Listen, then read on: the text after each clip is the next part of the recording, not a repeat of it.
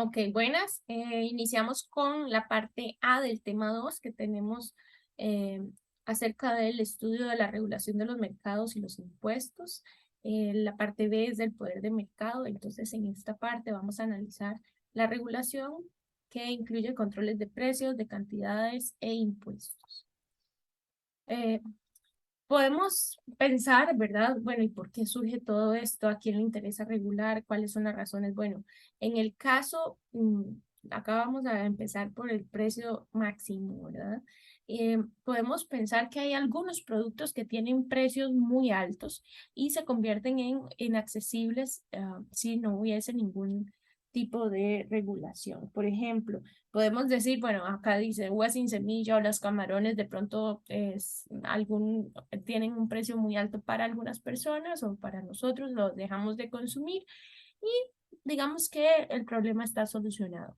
Pero hay productos y servicios de primera necesidad, alquileres de viviendas, arroz y frijoles, medicamentos, ¿verdad? Que de pronto se necesita adquirir y entonces, si tienen un precio muy elevado, pues estaríamos dejando excluida a buena parte de la población y eso nunca es un resultado óptimo. Entonces, bueno, digamos que interviene o debe intervenir alguna parte que generalmente es el gobierno para poder regular esto y justamente por eso es que se habla de regulación.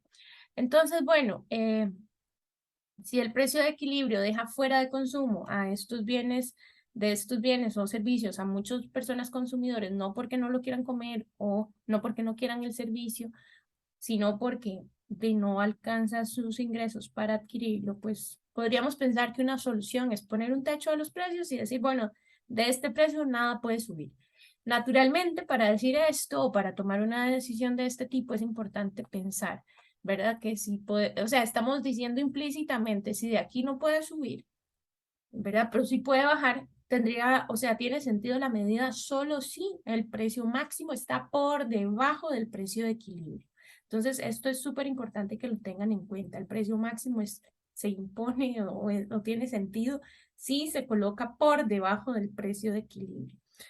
Si fuera el caso, digamos, que es, digamos, hipotético, que está por encima del equilibrio, como puede bajar, entonces bajaría naturalmente hacia el precio de equilibrio y entonces las fuerzas de mercado se equilibrarían justo en el precio y cantidad de equilibrio. Entonces no tendría sentido un precio máximo por encima del precio de equilibrio, sino que para que este techo exista debe estar por debajo del precio de equilibrio. Bueno, los precios máximos se justifican en situaciones extraordinarias, cuando los vendedores podrían, digamos, tener posibilidades de abusar de los precios o de vender a precios muy altos, o cuando hay una guerra, un desastre natural o algún tipo de situación crítica que provoque una escasez artificial y reduzca entonces la cantidad disponible de un bien con respecto a su demanda. ¿Y cuándo no se justifica? Bueno, esto no se justifica en condiciones normales, pues los precios máximos no se justifican y más bien pueden ser perjudiciales. Es decir, como instrumento permanente, los precios máximos no funcionan como una señal equivocada, no solo porque reduce la eficiencia, sino porque reduce el bienestar. Los precios máximos, entonces, bueno, acá vamos a ver eh, tenemos un exceso, ¿verdad? El precio máximo dijimos que está por debajo del precio de equilibrio, ¿verdad? Entonces aquí podemos ver que eh, si tenemos este nivel de precios por debajo, aquí tenemos la cantidad ofrecida a este nivel de 800, ¿verdad? Y la cantidad demandada es mucho mayor, o sea, de 1,8 a 2,2 es esta brecha que tenemos o exceso de demanda, ¿verdad? Que es causado por el techo al precio o precio máximo. Entonces, acá podríamos decir que gana el consumidor. ¿Por qué? Bueno, porque está adquiriendo un bien a un precio menor. Pero pasa que entonces vean que hay un grupo de demanda que se puede quedar insatisfecha. ¿Qué quiere decir insatisfecho? Bueno, que estaba dispuesto a pagar a este nivel de precio. Es un grupo muy grande, ¿verdad? Es toda esta cantidad que que estaba, o sea, que se quería adquirir, pero finalmente la oferta es la que determina la cantidad. Y entonces la oferta dice, no, pero es que a ese precio lo que podemos ofrecer es 1.8. Entonces hay digamos que no se llena el mercado como si pasa en el equilibrio. Y entonces, ¿qué pasa o cuál es la tendencia natural? A que hayan demandantes insatisfechos, ¿verdad? Porque tienen solo una cantidad menor a la que podrían adquirir. De pronto la adquieren los que están más cerca de acá o por acá, pero no todos, ¿verdad? Entonces hay una parte de la población que va a querer adquirir el bien o servicio y no lo puede adquirir a pesar de tener disponibilidad para pagar. Entonces, digamos que de alguna forma los precios máximos impulsan o incentivan a que se desarrollen mercados negros, porque si el precio artificialmente baja mucho, pues entonces estamos dejando a algunos que tienen disponibilidad a pagar fuera de este mercado, y si tienen disponibilidad a pagar es porque realmente lo quieren, ¿verdad? Habíamos hablado, no necesariamente es una necesidad, sino que lo valoran, ese bien o servicio.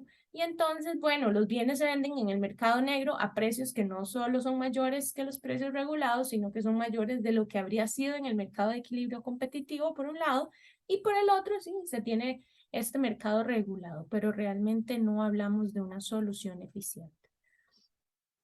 Bueno, también cuando hay precios máximos hay un incentivo a acaparar ese bien, porque de pronto luego se puede pensar que pueda subir el precio.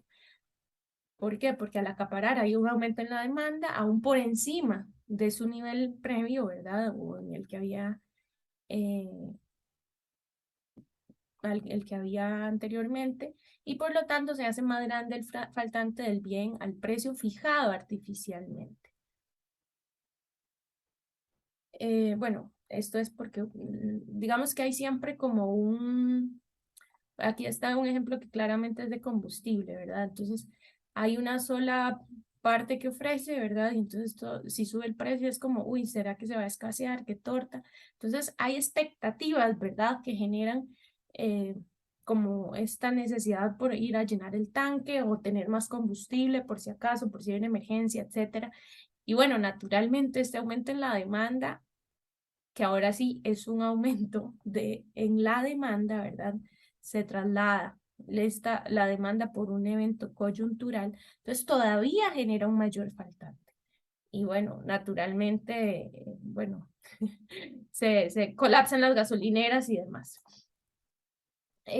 También los precios máximos pueden llevar a un deterioro de la cantidad, de la calidad de los bienes ofrecidos, porque habrá un incentivo también para la producción a poder, hacia aumentar la oferta para poder alcanzar la demanda que hay, pero con peores calidades. ¿Por qué? Bueno, porque como tienen un nivel de precio establecido, pues ellos se fijarán en ese precio establecido y podrán ofrecer, pero cuando el costo marginal iguale a ese precio. Entonces, de alguna forma van a buscar reducir los costos para que la última unidad adicional que generen o produzcan alcance el nivel de precio la cantidad que satisfaga la demanda, ¿cierto? Entonces, bueno, se puede producir más, sí, pero a menor calidad. Y entonces se sacrifica calidad por precio, por un tema justamente de cómo se genera o lo que genera este tema de precios máximos. Entonces, dice por ahí, es como echarle agua a la sopa o a la gasolina. Bueno, hay un ejemplo de alquileres de control de precios de alquileres, en el que en Nueva York, que por ejemplo protege a los inquilinos del abuso en los precios de sus apartamentos, pero muchas veces provoca distorsiones como la escasez de viviendas adecuadas a precios razonables o apartamentos con precios ridículos para personas que pueden pagar mucho más. Entonces, bueno, aquí hay un par de ejemplos, ¿verdad? Que Cindy Lauper paga $989 al mes por un apartamento que en un mercado no regulado costaría más de casi 4 veces más, ¿verdad? $3,750, y Mia Farrow, que pagaba $2,900 por un apartamento, pasó a costar ese mismo apartamento $8,000. Entonces vean que estas son las distorsiones que se generan. También cuando hablamos de regulación, tanto hay precios máximos como precios mínimos. A veces se considera que un precio es demasiado, que es como más bien a la inversa, ¿verdad? Mientras que antes con los precios máximos veíamos que más bien eran precios muy altos, que era como muy difícil de poder pagar. Acá estamos hablando más bien de cuando los precios son muy bajos y eso puede dañar, por ejemplo, a la producción porque no les permite alcanzar una ganancia suficiente. Entonces, bueno, en el caso del arroz es un caso que en este momento, 2022, está siendo tema de estudio, ¿verdad? Porque hubo un par de decretos que ya están desregulando, bueno, rebajando los aranceles y eliminando un poquito la regulación que había en la parte de industria y venta del arroz. Entonces, bueno, hay argumentos como un precio demasiado bajo para el arroz puede dañar a los pequeños productores de arroz o un precio demasiado bajo de los huevos puede dañar a los productores nacionales de huevos. Entonces, una solución tentadora puede ser establecer un precio mínimo para proteger a sus productores.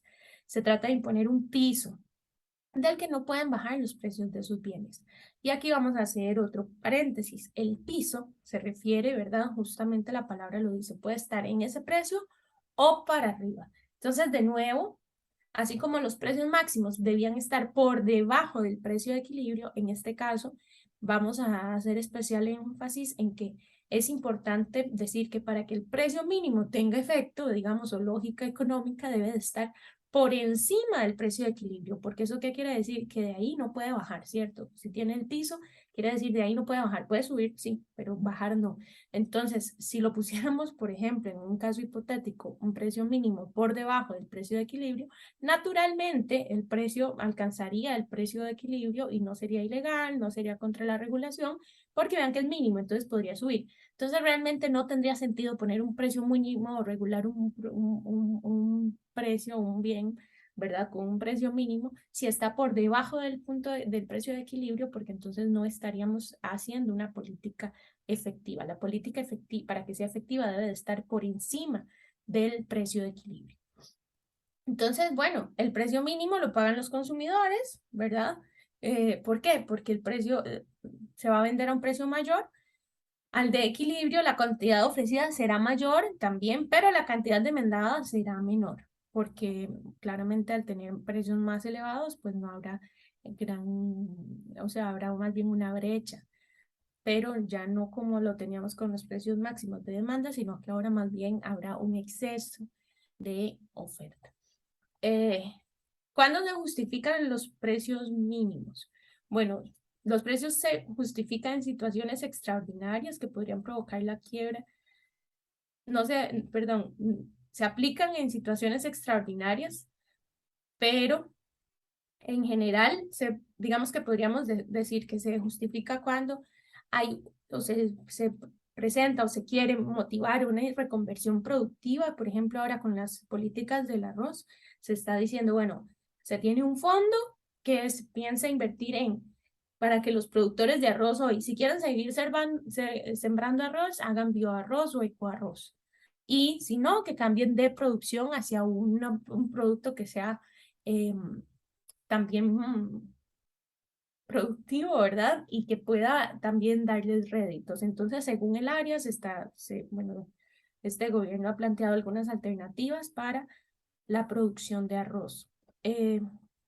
También se justifica si hay una sobreoferta momentánea de cierto bien que haría bajar su precio por debajo de lo razonable.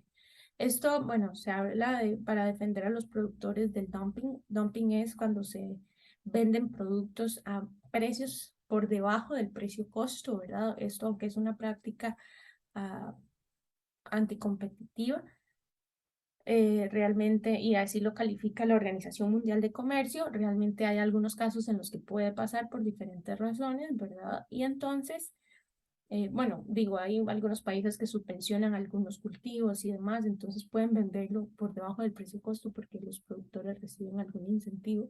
Pero en general, entonces, bueno, en estos casos de si ponemos a competirlos, pues habría una competencia, digamos que no justa. Entonces, también por eso se puede justificar la existencia de un precio mínimo. Y También se necesita o se podría establecer este tipo de protección temporal para elevar la productividad y llegar a ser competitivos, pero sería un tema temporal, ¿verdad? Puede estar justificado y evita los efectos negativos de una abundancia artificial. Eh, bueno, también se pueden justificar en el caso en el que los compradores tengan poder de mercado sobre los vendedores y los puedan explotar por periodos largos. Por ejemplo, con pequeños productores agrícolas y como veremos ahora también se pueden justificar con el tema de los salarios. Entonces, ojo que ya tenemos estos 4 elementos en los que en los que se justifica la existencia de precios mínimos. ¿Y cuándo no se justifican? Bueno, cuando no se justifican es cuando estamos en condiciones normales, porque los precios mínimos más bien no se justifican porque pueden tener efectos más perjudiciales o más negativos que positivos. ¿Por qué? Porque reducen la eficiencia y además el bienestar, ¿verdad? Porque vimos que en equilibrio es cuando se logra la mayor eficiencia y bienestar, ¿no? Mientras que ya con precios mínimos estamos disminuyendo esas casillas o esas áreas, ¿no? Y además porque los precios mínimos terminan provocando un encarecimiento permanente de los bienes, enriqueciendo a ciertos productos o fomentando su baja productividad. Entonces, bueno, como habíamos comentado, el precio mínimo está por encima del precio de equilibrio, ¿verdad? Se genera un exceso de oferta y este exceso de oferta, pues es el que genera que haya más producto, ¿verdad? Que se quiera vender para una disposición a pagar una demanda menor, cantidad demandada menor. Entonces, bueno, provocará ese exceso de oferta y naturalmente, como decíamos, habrá esta abundancia artificial, mientras que en el precio mínimo hay eh, faltante artificial, aquí tenemos una abundancia artificial. Bueno, entonces acá tenemos también cuando algunos ejemplos de cuando los granos básicos se regulan, ¿verdad? Entonces acumulan ellos los excedentes, pero al final eh, no necesariamente se venden y entonces se pierden. Entonces eso uno dice, ajá, y eso es bueno porque están, es cierto, vendiendo a productos más altos, a precios más altos, pero al final, si no se logra vender, se pierde y entonces eso de pronto tampoco es tan bueno. Y no es que haya demasiado granos, sino que hay demasiados a precio artificialmente alto. Es decir, tal vez los consumidores habrían querido comprar más, pero a un precio menor que el que refleja el verdadero costo de oportunidad, no a este precio que es artificialmente superior. Entonces, bueno, para que el excedente no se pierda, los gobiernos le compraban este excedente de granos caros a los agricultores y los acumulaban o los guardaban o los vendían más baratos a los consumidores. Pero al final, todas estas políticas que se hacen, digamos, paliativas o tal vez no tanto paliativas, sino políticas que se hacen de apoyo a la producción nacional, al final tiene un costo social, ¿verdad? Porque finalmente la sociedad es quien paga toda esta política de sostenibilidad para la producción. Entonces, bueno, tenemos este comparativo, ¿verdad? De protección versus ventajas comparativas, porque en general se pueden comprar los bienes a quienes los producen más baratos y esto favorece la división del trabajo, como decíamos que pasaba, pero si podemos llegar a producir esos bienes tan eficientemente como el resto del mundo, se podría justificar una política de protección temporal. Es decir, podríamos pensar que vamos a lograr aumentar esta productividad y entonces tiene sentido, ¿verdad? A protegerlos temporalmente. Pero ojo que es temporal, eh, porque el precio finalmente artificialmente alto y el subsidio temporal, eh, digamos que es como una estrategia de construcción de ventajas comparativas dinámicas, pero no es sostenible en el tiempo, ¿verdad? Claramente porque estaríamos teniendo precios con diferencias con respecto a los precios internacionales. Pero si se establecen este tipo de regulaciones o de precios mínimos en este caso, mm, a productos en los que no hay opción de llegar a ser competitivos a nivel internacional, pues entonces no tiene sentido producirlos y pagarlos más caros. Es mejor importar, aprovechar la división internacional de trabajo y las ganancias del comercio internacional. Y eso sí, es importante anotar acá. También es importante buscar cómo podemos reacomodar la parte productiva del país. Entonces, en general, esta discusión no tiene un acuerdo, digamos, entre ni siquiera entre los economistas, porque unos dicen que es bueno, otros que no, y otros que depende. Entonces, realmente toda esta materia es muy importante de analizar y tiene muchos contrastes. No podríamos decir que todo es absolutamente malo ni todo absolutamente bueno, sino que como decimos en otras ocasiones, todo depende, todo es relativo del momento, del mercado, ¿verdad? De lo que se quiera como país. Y bueno, hay que decir también que mucho también tiene un peso político. Entonces también depende del peso político que tenga un sector u otro, pues va a tener también alguna protección o no, si así se quiere. Eh, Cuando se fija un precio por debajo o por encima del verdadero costo, entonces la señal se vuelve falsa, porque recordemos que los precios son, eran como los que nos determinaban, ¿verdad? Al final, nuestro costo de oportunidad y el costo marginal de la última unidad a vender, dado el precio. En este caso, pues eso no, se pierde, ¿no? Entonces, el precio máximo artificialmente bajo nos hace creer que debemos sacrificar menos unidades que los demás bienes por una unidad de bien regulado. Y el precio mínimo artificialmente alto nos hace creer que debemos sacrificar más unidades de los demás bienes por una unidad de bien regulado. Entonces, realmente estamos justamente generando estas distorsiones y eso entonces también genera distorsión en la asignación de recursos, porque el precio máximo nos hace creer que nuestro menor costo monetario es también un menor costo para la sociedad, entonces consumimos más unidades de ese bien y queremos que se produzca más de ese bien. Y sin darnos cuenta, creemos que se sacrifique más unidades de otros bienes de lo que realmente habríamos querido, de haber tenido la información correcta de lo que costaba.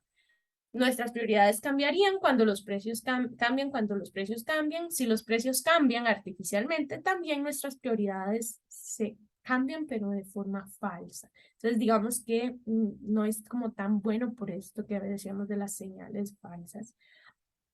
Puede haber consumo excesivo de gasolina subsidiada, por ejemplo, o desperdicio de agua cuando es muy barata. Entonces, ojo que hay que tener mucho cuidado con cómo se regula, qué se regula y qué se establece. Eh, Ahora, vamos a decir, bueno, y entonces, ¿cuál es el uso correcto de los precios, del control de precios? Bueno, de nuevo, vamos a insistir en que se deben utilizar solamente en casos excepcionales, en forma temporal, para superar una situación extraordinaria de abundancia o de escasez momentánea, o superar una deficiencia estructural o baja productividad. Entonces, en estos casos, podríamos decir que el control de precios puede ayudar. Ujú.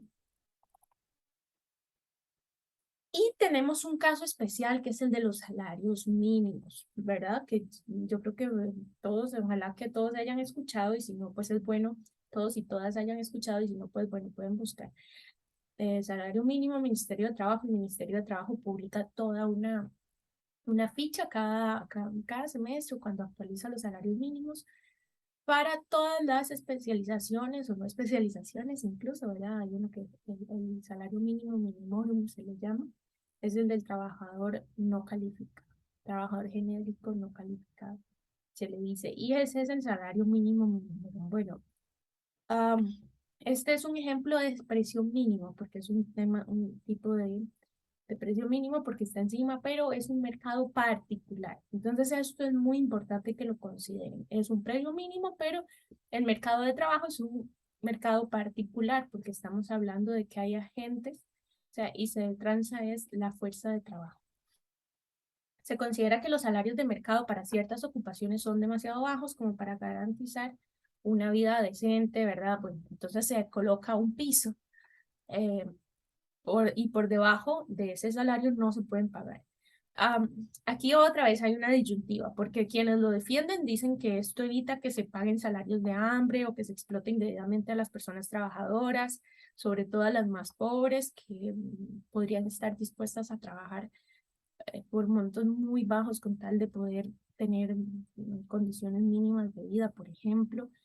Y bueno, entonces dicen que con el salario mínimo se logra una mejor distribución entre los ingresos de los salarios y las ganancias.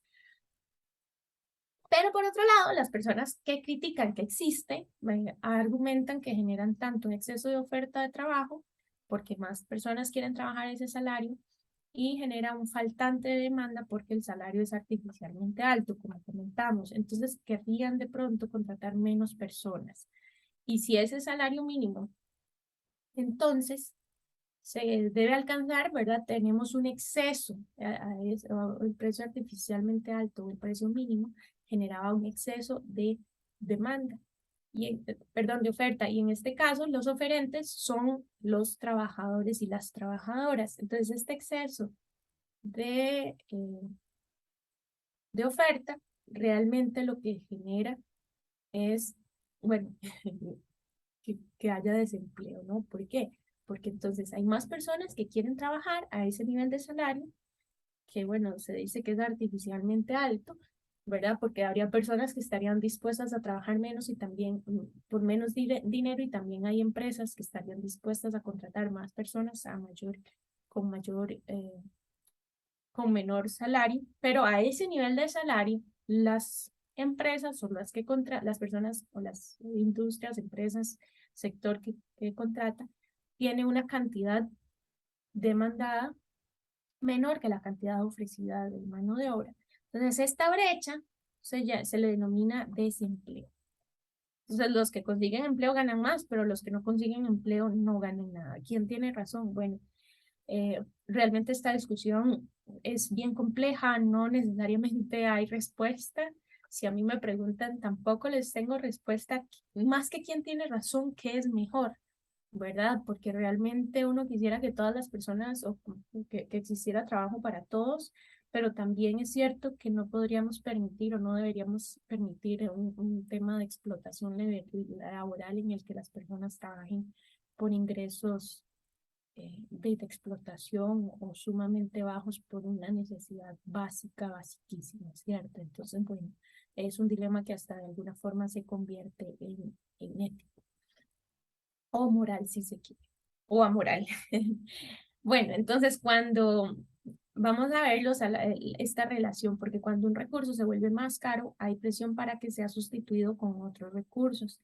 Entonces, esto también aplica a la fuerza laboral. Cuando los salarios crecen, existe presiones para sustituir esa fuerza laboral por recursos más económicos o baratos. Entonces, esto tiene como dos líneas, ¿no? Porque en esta coyuntura se puede pensar, bueno, podríamos elevar la productividad de los trabajadores y para los que trabajan, y además para los que tienen, digamos, en algunos sectores particulares, pues se pueden sustituir con maquinaria y equipo o tecnología. O sustituir muchos trabajadores poco calificados con pocos trabajadores muy calificados. Entonces aquí el asunto es que de nuevo volvemos al tema que es súper complejo, ¿verdad? Porque generalmente los puestos que están más o son más susceptibles a quedar fuera del mercado laboral son los trabajadores menos calificados, porque de alguna forma se pueden reemplazar más fácilmente con maquinaria o equipo y tecnología. Entonces esto de nuevo es súper complejo. No es una, como les digo, no es una discusión tan sencilla, porque también se puede decir, otra posibilidad es conseguir trabajadores más baratos en otro lado. Por lo tanto, el salario o el costo de la mano de, bueno, y entonces el costo de la mano de obra sí importa. Y entonces, ¿cómo hacemos? Si vamos a, bueno, se van a otros países y entonces se pierde esa posibilidad de generar trabajo en este país o en el país en el que se esté. Ah, entonces, realmente ya les digo, esto es una situación, una discusión que no tiene como una fácil solución. Por ahí dice, ¿por qué países de salarios muy altos no tienen alto desempleo. Bueno, porque ya tienen un nivel de productividad tal vez superior y entonces eh, digamos que las personas que están dispuestas a trabajar también tienen esa posibilidad de trabajar, pero además hay un tema de costo de vida asociado y digamos que en particular es que tienen más preparación o más calificación. Eh, bueno, esta es una anécdota, bueno, anécdota que sirve para el análisis, ¿verdad? Pero ahí la pueden leer y la pueden revisar. Acá lo importante es que eh, el expresidente José María Figueres decía que el alza en los jornales debía ser gradual, debe ir dando tiempo a que las cosas se acomoden. Una carrera ascendente demasiado rápida puede arruinar a muchas empresas y disminuir la producción empobreciendo al país. Entonces, bueno, vean que acá, en las palabras de don Pepe, dice, hay un trade-off o un intercambio, si se aumenta demasiado o muy rápidamente los salarios mínimos puede generarse desempleo. Pero si es gradual, de pronto la mejora de los salarios puede resultar una mejora en las técnicas de producción y una mayor productividad.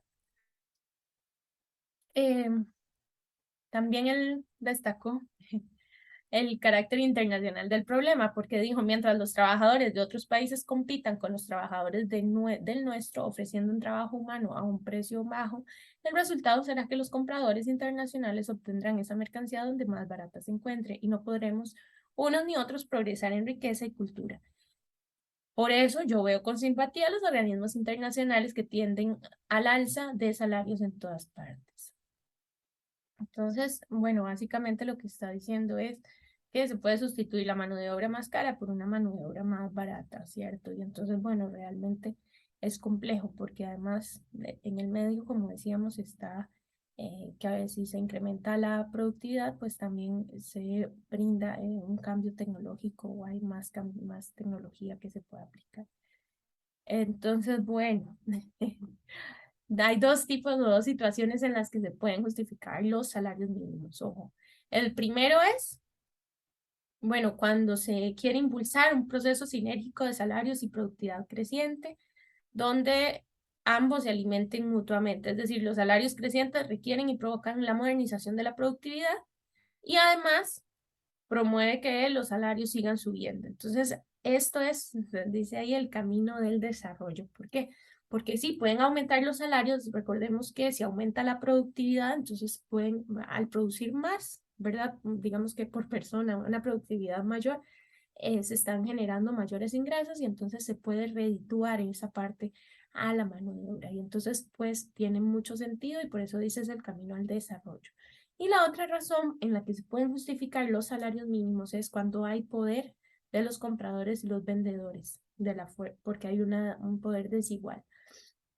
Entonces los trabajadores llegan al mercado de trabajo sin capacidad de negociación porque casi que son súper precios aceptantes, porque tienen industrias muy grandes o empresas muy grandes en ese lugar y es el único lugar prácticamente donde pueden trabajar, ¿verdad? Eso pasa sobre todo en zonas muy rurales, por ejemplo, en la que en grandes extensiones de terreno solo hay una finca o dos fincas ¿verdad? Básicamente no tienen mucha opción.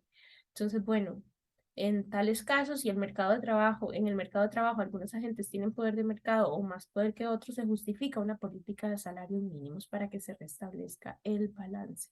Pero con mucho cuidado porque sabemos que siempre existe este riesgo de desempleo. Bueno, ahora vamos a otro tema, que es el de control de cantidades o cuotas. Cuando hablamos de cuotas, hablamos de que haya cantidades, pero por debajo de la cantidad de equilibrio. Eh, Resulta que em, es otra de las regulaciones que se hace y lo tenemos en varios ejemplos. Ahora vamos a ver. Porque estas cuotas al final terminan provocando también más daños que beneficios, de nuevo. Pero, sin embargo, hay algunas situaciones en las que las cuotas o controles de cantidad, perdón, sí se puede justificar porque son mercancías atípicas para las cuales no existen mercados competitivos. Bueno, aquí tenemos las manifestaciones, la existencia de Uber y los taxistas rojos o estos oficiales, ¿cierto? Que son como los legales que tenemos.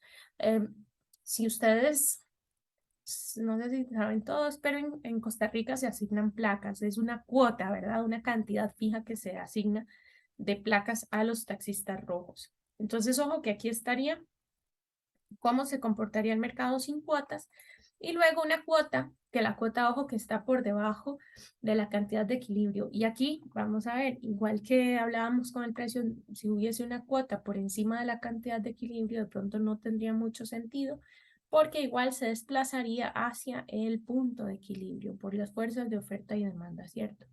Entonces, bueno, aquí es importante reconocer que la cuota debe de estar por debajo de la cantidad de equilibrio y vean que aquí se genera una brecha porque hay una oferta artificial, ¿verdad? Que es esta y es única, ¿verdad? Y bueno, lo que se ve es cuánta demanda hay y claramente se genera este vacío, ¿cierto? Hay muchas personas que quieren tener la placa, pero hay una cantidad limitada de placas. Entonces, bueno, genera eh, una demanda insatisfecha y entonces los consumidores que sí acceden al bien o servicio terminan pagando más de lo que algún productor estaba dispuesto a cobrar. ¿Por qué? Porque abren una brecha las cuotas, ¿verdad? Entre el precio que los consumidores estaban en disposición a pagar por esa cantidad de viajes y el precio a los que los oferentes estaban dispuestos a vender esa cantidad de viajes. Porque entonces, claro, si existe esta brecha, pues algunos pocos acceden a ella, ¿verdad? Los que están por acá son los que pueden acceder. Y digamos que diríamos a este precio, pero finalmente es a este precio el que la demanda estaría dispuesta a pagar, no este. Bueno, y entonces la discusión es sumamente compleja, ¿verdad? Porque de nuevo hay una, una brecha, porque desde que hay demanda insatisfecha, todo ese grupo de personas que querían tener el servicio, pero no les alcanza, al precio que están dispuestos a pagar, ¿verdad? Entonces, bueno, se genera una ineficiencia de mercado. Entonces, estas son pérdidas que provocan las cuotas, estas ineficiencias. ¿Por qué? Porque, bueno, algunos ganan una renta, pero otros quedan fuera del negocio.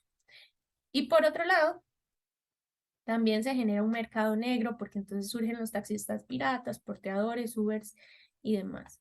Y ojo que aquí cuando vemos esto, ¿verdad? Todo este es el grupo de personas que están dispuestas a brindar este servicio. Y entonces, bueno, pues toda esta brecha es la que se llena con todo lo demás, ¿verdad? Porque hay personas que con esta cuota no están alcanzando el nivel. Entonces, realmente para llegar hasta acá, pues se tiene que llenar de alguna forma, ¿cierto? Bueno, y digamos que se llena, pero de forma ilegal en este caso, o con un mercado negro. Entonces se abre el debate sobre si tiene sentido o no mantener controlado o no este servicio de transporte.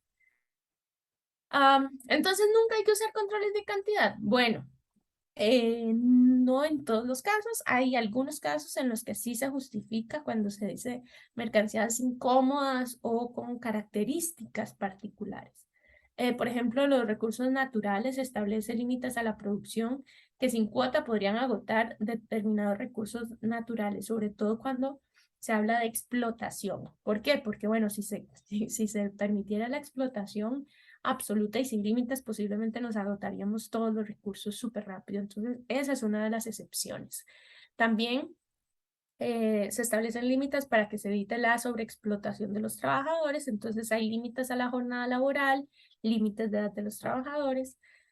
Con respecto al dinero, se establecen límites para que se eviten crisis financieras. Por ejemplo, el Banco Central es el que centra en la creación de dinero, creación o emisión, ¿verdad? Y se ponen límites a las cantidades de dinero que se van a tener.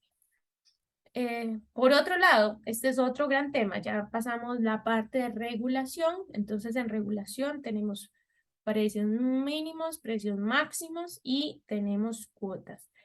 Ahora vamos al tema de los impuestos. Bueno, ¿por qué existen los impuestos? Bueno, existen porque el gobierno debe de tener ingresos para poder mantener su actividad del día a día, pero para eso tiene que reducir los ingresos de alguien.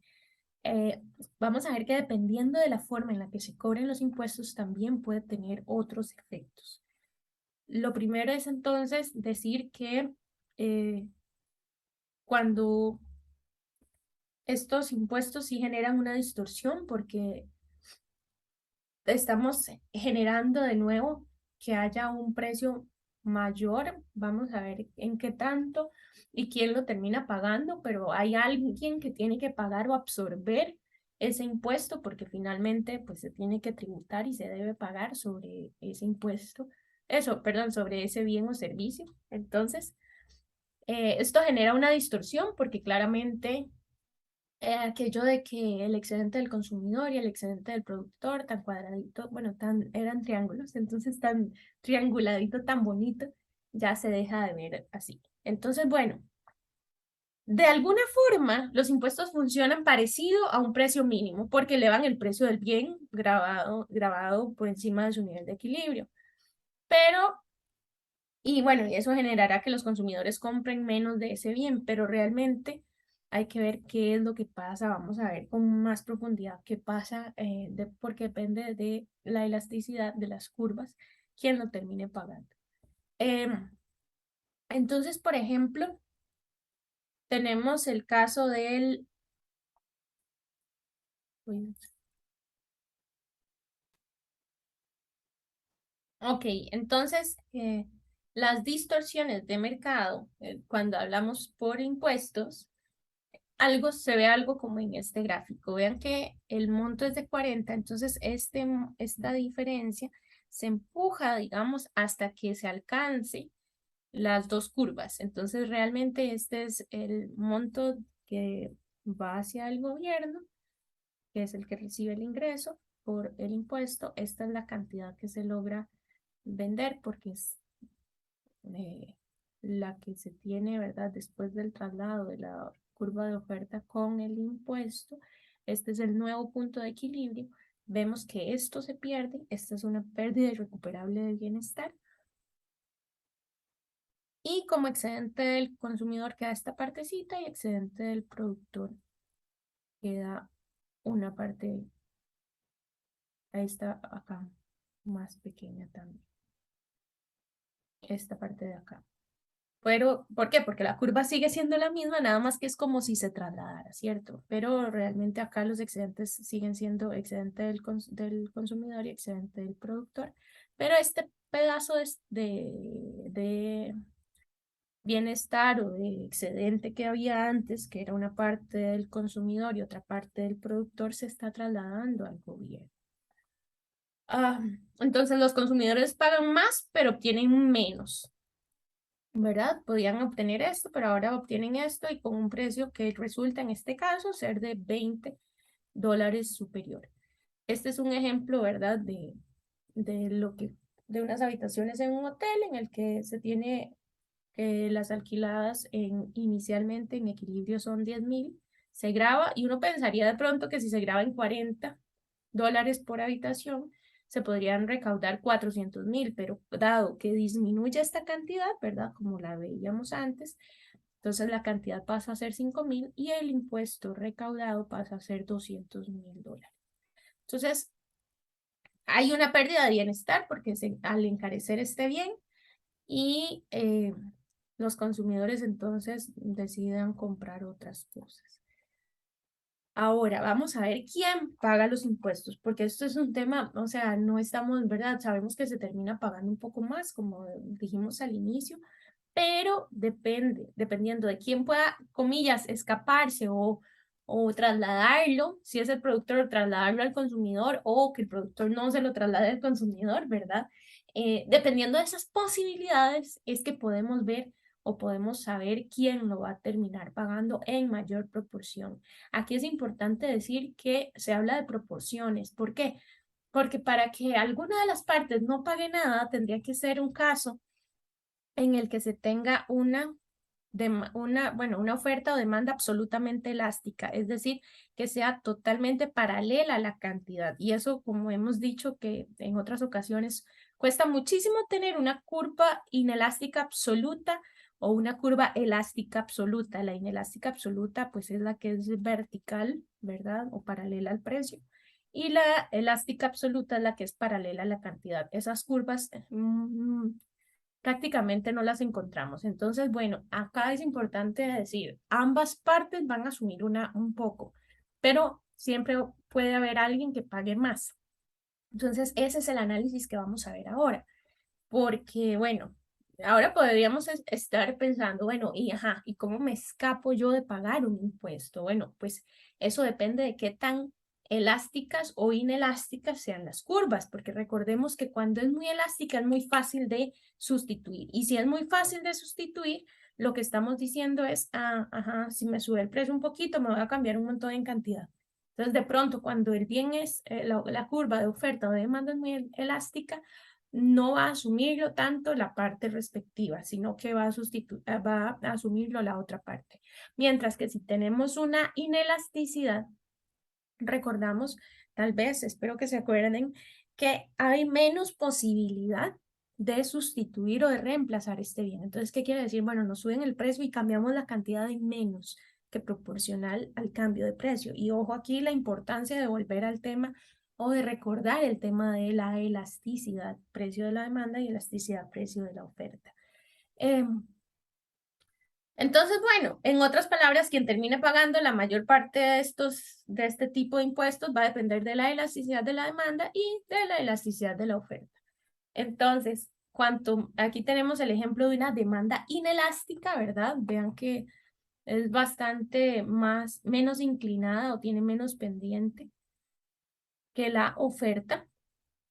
Y entonces acá, ojo que siempre es negativa, ¿verdad? Pero tiene una menor pendiente negativa, pero no tan inclinada. Entonces, aquí lo que estamos viendo es que cuanto más inelástica sea la demanda, mayor va a ser la proporción del impuesto que recaiga sobre los consumidores, ya que no tienen buenos sustitutos hacia los cuales escapar.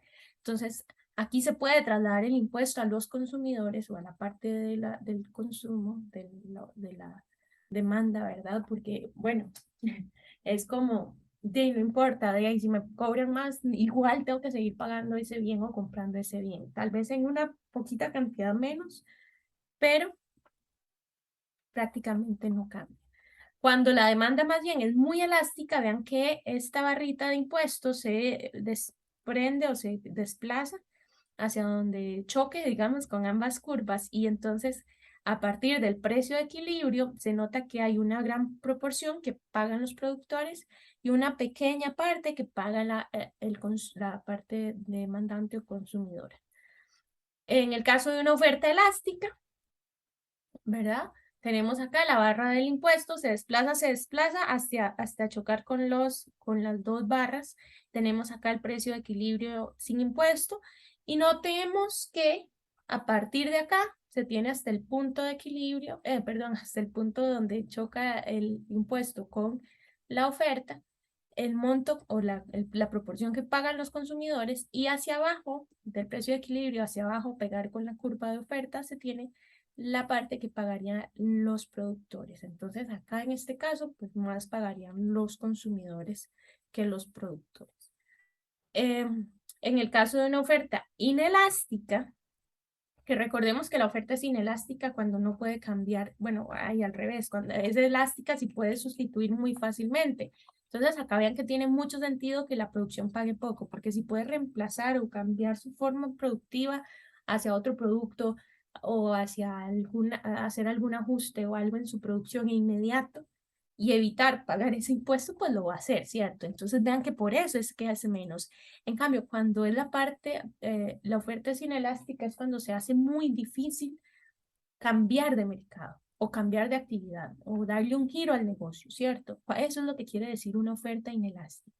Entonces, bueno, si es tan difícil, va a costar también que la producción pueda girar y entonces va a tener que asumir o absorber parte de lo que se debe pagar en impuestos y mayor parte que lo que pagan los consumidores. Entonces, de nuevo, cuanto más inelástica sea la oferta, mayor va a ser la proporción del impuesto que recaiga sobre los productores, ya que no tienen posibilidad de sustituir el uso de sus recursos produciendo otras cosas. Y hay una discusión curiosa.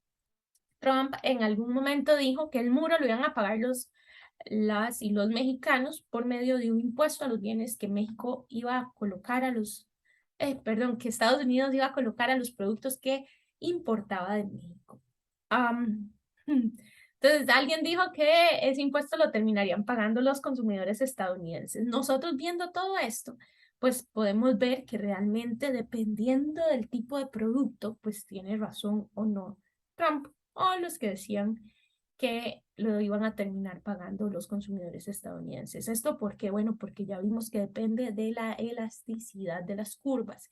Entonces, eh, los productores, cierto que pueden trasladar o cambiar, ¿verdad? La parte productiva, salvo que si no pudieran cambiar lo que producen, pues entonces podrían asumir cierta parte.